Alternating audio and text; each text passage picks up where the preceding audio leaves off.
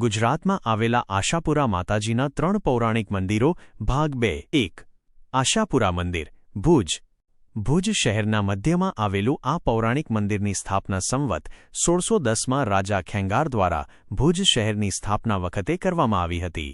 આ મંદિરનો ઇતિહાસ ઘણો જૂનો છે અને અહીં આશાપુરા માતાજી સાક્ષાત બિરાજમાન છે એવી શ્રદ્ધા ભક્તોમાં છે।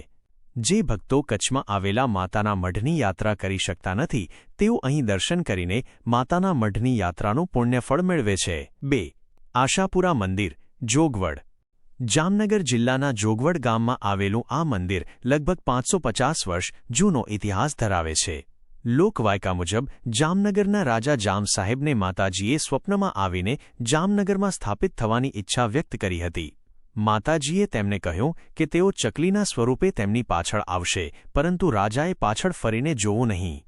જોગવડ ગામ પાસે આવતા રાજાએ પાછળ ફરીને જોયું અને માતાજી ત્યાં જ હાલ જ્યાં વડલો છે ત્યાં સ્થાપિત થઈ ગયા। 3 આશાપુરા મંદિર પીપળાવ સોજિત્રા તાલુકાના પીપળાવ ગામમાં આવેલું આશાપુરા માતાજીનું મંદિર પાંડવકાલીન ઇતિહાસ સાથે જોડાયેલું છે।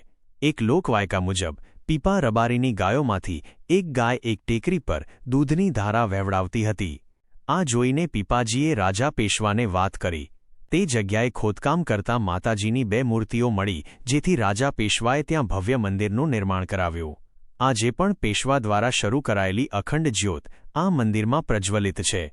આવી રસપ્રદ માહિતી જાણવા માટે અમારી ચેનલને સબસ્ક્રાઇબ અને ફોલો કરો।